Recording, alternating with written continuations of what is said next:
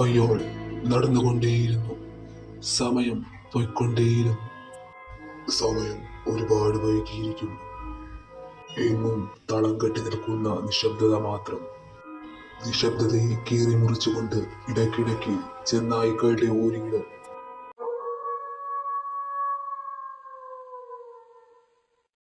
ചെന്നായ്ക്കളുടെ ഓരിയുടൻ അയാളെ വളരെ ഭയപ്പെടുത്തുന്നുണ്ടായിരുന്നു.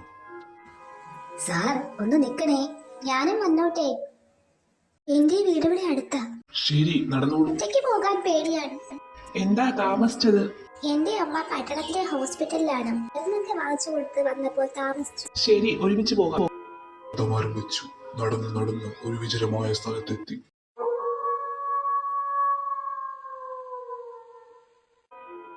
അപ്പോഴും ചെന്നായ്ക്കളുടെ ഓരിയിടൽ വളരെ വ്യക്തമായി കേൾക്കാമായിരുന്നു. അമ്മയ്ക്ക് എന്ത് പറ്റിയതാ? ഒരു ചെറിയ ആക്സിഡന്റ് ആയതാ. ഒരു മാസമായി കിടപ്പിലാണ്. എന്റെ വീട് എത്താറായി. ആ വളവ് തിരിഞ്ഞാൽ എന്റെ വീടാണ്. ഇന്ന് ഇവിടെ തങ്ങിയിട്ട് നാളെ പോകുന്നതായിരിക്കും ബെറ്റർ.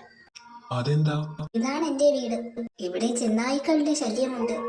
ഇന്നലെയും ഒരാളെ കടിച്ചു കീറി ഇട്ടിരുന്നു. കൂടാതെ പ്രേതമുണ്ടെന്നാ ചിലർ പറയുന്നേ. രാത്രി യാത്രയ്ക്ക് ഈ സ്ഥലം പറ്റിയതല്ല. അതുകൊണ്ടാണ് ഞാൻ പേടിച്ച് വന്നത്. അപ്പോഴാണ് സാറിനെ കണ്ടേ. അതൊക്കെ അന്ധവിശ്വാസമല്ലേ? എന്തായാലും ഇവിടെ തങ്ങാം.